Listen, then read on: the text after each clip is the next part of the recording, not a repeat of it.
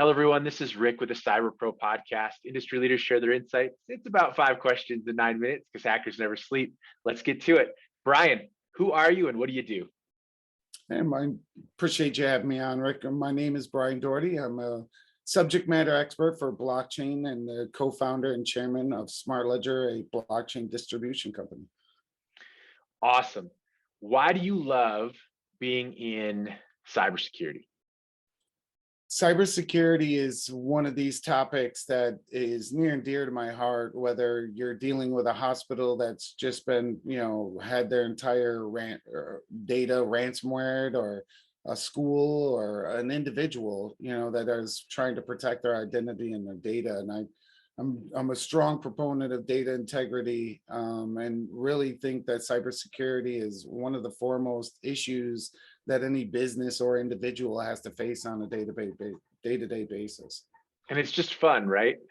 Yeah, it is a lot of fun for sure. That's awesome. So we hear today that cybersecurity is a top concern, but what does that mean to you?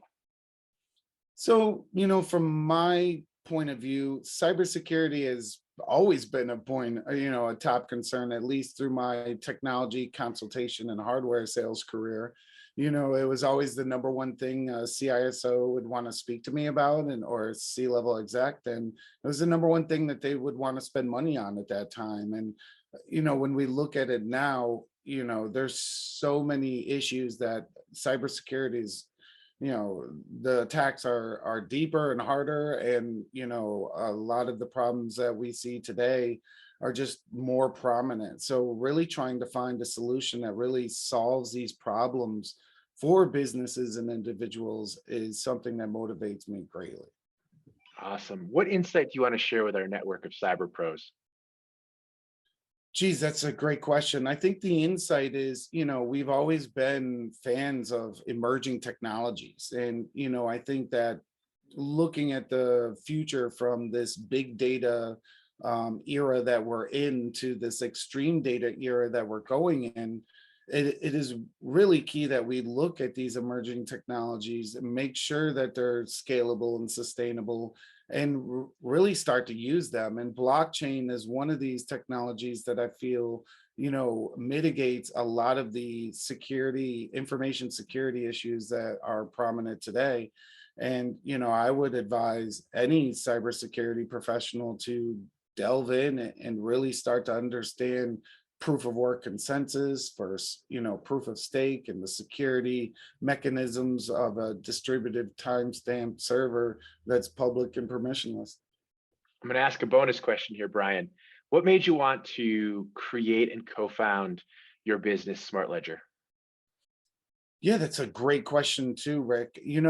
I spent years working with huge distribution companies like TD SYNNEX and Ingram Micro, and I saw the benefit that they provided to solution providers and managed service providers with education and, access and expertise. And, through those relationships, I understood that, my hobby of blockchain at the time was not something that was on even their emerging roadmap. Right. And I saw the enterprise utility, where I really still believe even today that, a lot of distribution companies and technology providers, trusted advisors, they've sort of gotten fooled by the media, where they followed along, say, this crypto casino versus this underlying technology that provides automation, smart contracts, transparency, accountability, and really starts to tie in this value chain of enterprise businesses to give them more insight into, the people accessing their network, or the people down the line accessing those networks. And when we see something like SolarWinds, which, occurred and it affected 18,000 direct customers, 10 different departments of the United States government, including almost every facet of our military, it's really important that we start to take these technologies that do provide much more resilient and redundant security, and really start to integrate them. That's awesome. Fun question for you, Bryan. What's your favorite piece of retro technology that makes you smile? Geez, isn't it always an Atari or Pac-Man or Frogger? I mean, these are the games, I grew up with. I'm a Generation Xer, a latchkey kid. So I spent a lot of time, with technology. And I would also say, we could call it retro, but it's really not. It's emergency management, technology. My father was a huge proponent of amateur radio. So I grew up in that world of bunny hunts and amateur radio fest, and I always found that just communication technology software like that is key, and it's something that it's nostalgia to me. Thank you so much for being on the podcast. I appreciate it. Thank you so much, Rick. You did it. You made it to the end. Check us out for more content.